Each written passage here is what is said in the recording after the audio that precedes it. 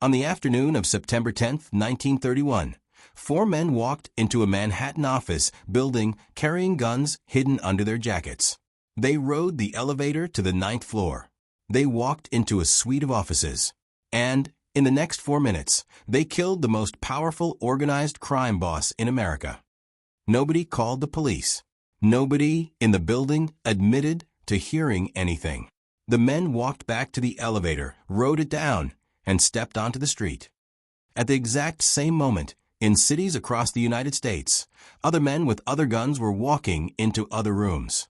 By nightfall, somewhere between 40 and 60 mob leaders were dead, executed simultaneously, across the entire country, in a single coordinated operation so precise, so sweeping, that it effectively ended one era of American organized crime and began another, in a single afternoon. The man who orchestrated it, Charles Lucky Luciano, was 34 years old. The man he had just killed, Salvatore Maranzano, had 6 months earlier declared himself the supreme ruler of all organized crime in America. He had called himself Capo di tutti capi, boss of all bosses. He had believed it for exactly 5 months. What Luciano understood, what the history books almost never explain, is that he didn't just win a mob war that September afternoon. He ended a system and built an entirely new one in its place before anyone realized what had happened. This is the story of how. To understand the Castellammarese War, you need to understand what the American Mafia actually was before Lucky Luciano got his hands on it. It was Sicilian, deeply, structurally, culturally Sicilian. And it was run by men who had brought from Sicily not just their criminal methods, but their entire worldview. A worldview rooted in village loyalty, personal honor, blood hierarchy, and a reflexive, almost theological suspicion of anyone who wasn't from the right town, the right family, the right island. By the late 1920s, New York's Italian-American underworld was dominated by two major factions. The first, led by Giuseppe Joe the Boss Masuria, was the larger, more established power. Masuria had risen through the old mafia structures of the early century and controlled significant rackets across New York. The second faction was newer, and in certain critical ways, more dangerous. It had formed around Sicilian immigrants who had come specifically from a single small coastal town, Castellammare del Golfo. Their leader was a man named Salvatore Maranzano, a former seminary student who had been sent to America by the Sicilian Mafia's leadership to organize and consolidate their American operations. Maranzano was not a typical mob boss. He spoke Latin. He read Caesar. He modeled his criminal organization explicitly on the structure of the Roman legions, with himself, naturally, as Caesar. He was disciplined, strategic, deeply religious, and absolutely ruthless. And by 1930, he and Masuria were at war. The Castellammarese War began in 1930 as a straightforward power struggle. Two bosses, two organizations, fighting for control of New York's criminal economy. Bootlegging, gambling, extortion, labor racketeering. All of it was at stake as Prohibition began to visibly near its end, and the organization that controlled the transition to legal commerce would be positioned to dominate for decades. The war was brutal. It was also, by the standards of what came after, unsophisticated, a street-level conflict fought neighborhood by neighborhood, with a blunt instrument of targeted assassination. Watching it, and growing increasingly contemptuous of both sides, was a generation of younger mob figures who had been born or raised in America. Men who thought in English. Men who had grown up in the same cities as Jewish gangsters, Irish politicians, and corrupt police commissioners. Men who understood that the future of organized crime in America was not going to be decided by which Sicilian village your grandfather came from. The most important of these men was Charles Luciano. Luciano was Masuria's most capable lieutenant, his earner, his strategist, his most valuable operational mind. He was also, by late 1930, running a covert parallel operation that neither his boss nor his boss's enemies fully understood. He was talking to both sides. Luciano had built relationships across New York's underworld that transcended the Sicilian factional lines defining the war. His closest partners included Meyer Lansky and Bugsy Siegel, Jewish gangsters, whose financial sophistication and national connections gave Luciano a perspective on organized crime that none of the old Castellamarese bosses possessed. What Luciano saw, with a clarity that was almost architectural, was that the war itself was the problem. That as long as the old men were fighting over territory defined by village loyalty and personal ego, the entire enterprise was unstable, inefficient, vulnerable. He had a different vision, a corporate vision, but to build it, he needed to remove the men standing in its way. Both of them. On April 15, 1931, Luciano had dinner with Joe Masuria at a Coney Island restaurant called Nuova Villa Tomorrow. It was a long lunch. After the meal, Luciano excused himself to use the bathroom. While he was gone, 4 men entered the restaurant and shot Masuria 10 times. When police arrived, they found Luciano at the table, the only survivor, holding a card from a freshly dealt hand. He told investigators he had heard shots from the bathroom and had not seen anything. Salvatore Maranzano had won the Castellamarese War. Maranzano called a massive assembly of mob leaders, hundreds of men from across the country, and formally declared the new structure of American organized crime. There would be families. Each family would have a boss, an underboss, capos, soldiers. All families would answer to one supreme authority, him. He named himself Capo di Tutti Capi, boss of all bosses, and appointed Luciano as one of his senior lieutenants. It was, by any measure, Maranzano's moment of absolute triumph. He had approximately 5 months to enjoy it. Because Luciano, who had been watching and listening and planning, had understood something about Maranzano that Maranzano had not understood about himself. The new boss had not ended the old system. He had merely placed himself at the top of it. He was still thinking in the old language, supreme authority, personal loyalty, one man above all others. He had replaced Masuria's chaos with Roman order, but the fundamental instability remained. Concentrated power in a single individual was a vulnerability, not a strength. The moment any of the bosses beneath him decided he was more obstacle than asset, he was finished. Luciano had learned, through his network of contacts, that Maranzano was already planning to have him killed. The list also reportedly included Vito Genovese, Frank Costello, Joe Adonis, and others, the entire generation of younger, American-born leadership that Maranzano had recognized correctly as a threat to his supremacy. Luciano moved first. He borrowed the hit team from Meyer Lansky, Jewish gunmen that Maranzano's people wouldn't recognize as a threat, who could enter his office posing as IRS agents at a moment when Maranzano was expecting a tax inquiry. For minutes. 5 months of supreme power. Over. What Luciano built in the aftermath of September 10, 1931 was not just a new mob structure.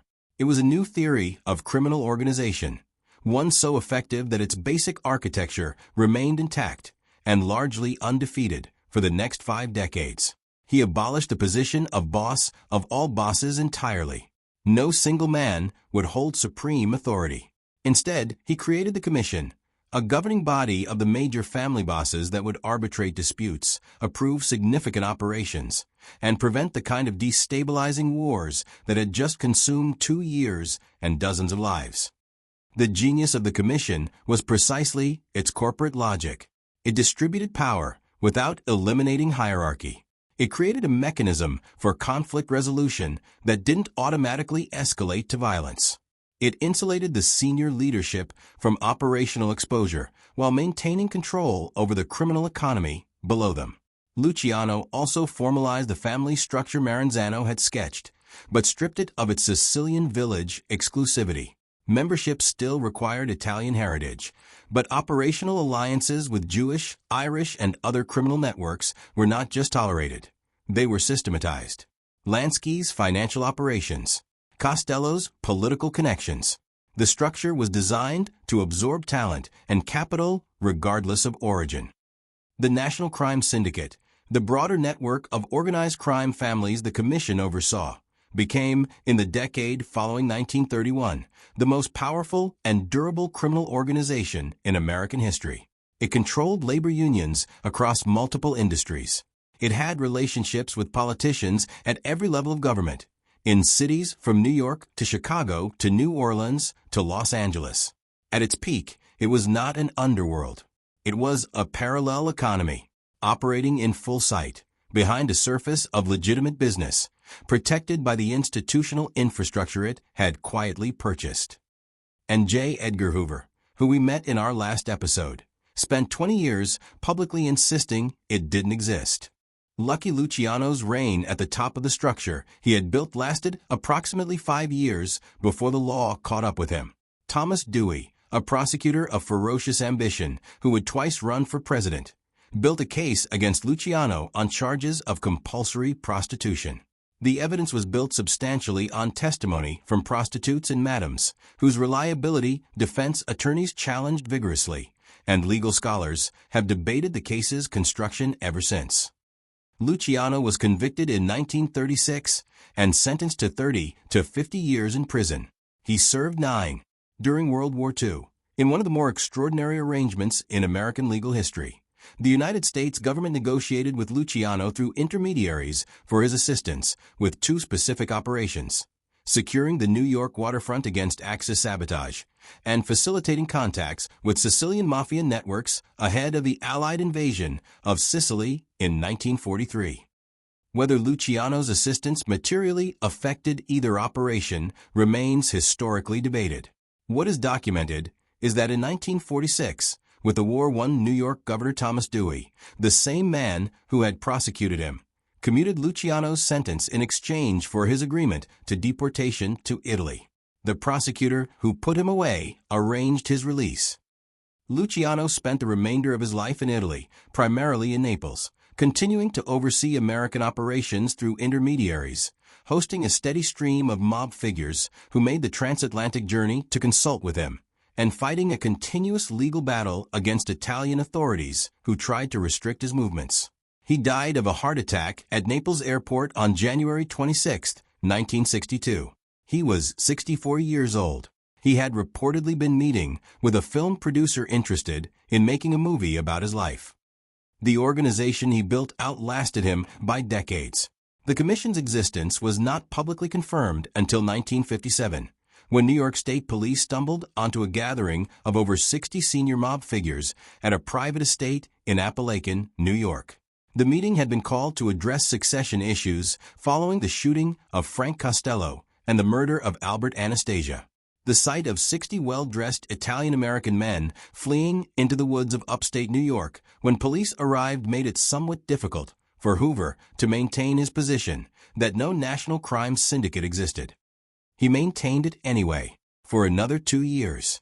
The commission structure Luciano had designed in 1931 was not significantly disrupted by law enforcement until the 1980s, when the RICO Act, passed in 1970 and finally wielded effectively against the families, produced the Mafia Commission Trial of 1985 and 1986.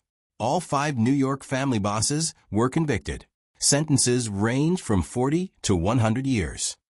By then, 54 years had passed since that September afternoon on the 9th floor. 54 years in which the structure built over the body of Salvatore Maranzano had generated billions of dollars, corrupted hundreds of public officials, controlled entire sectors of the American economy, and survived every law enforcement effort aimed at it, because it had been designed, from the beginning, by a man who understood that the greatest vulnerability of any criminal organization is the same as the greatest vulnerability of any government: too much power in a single pair of hands. Maranzano had read Caesar. He had studied empire. He had modeled himself on the greatest conqueror in the ancient world. What he hadn't studied, what Caesar himself had failed to fully reckon with, was what happens when the men closest to you decide the empire would run better without you at the top. The commission held its first meeting in 1931. Its last documented meeting before federal prosecution dismantled its leadership was in 1985. 54 years. One organizational structure, built in the aftermath of a mob war by a 34-year-old who understood that the future belonged to whoever could make crime boring enough to last. Not exciting, not cinematic, boring, predictable, corporate, durable. The mafia at its most powerful didn't look like the movies. It looked like a boardroom. It looked like a union hall. It looked like a construction contract and a city councilman's campaign contribution. It looked like business. Here's what I want you to sit with tonight. Lucky Luciano built a criminal organization so structurally sound that it took the federal government 50 years and an entirely new legal framework to dismantle it. What does it say about American institutions, legal, political, financial, that they spent 50 years being outmaneuvered by a system designed in 1931 by a man who never graduated high school? Leave that in the comments. And if there's a chapter of American organized crime, or any crime, that you think Tainted Century hasn't gotten to yet, Tainted Century is still building the case.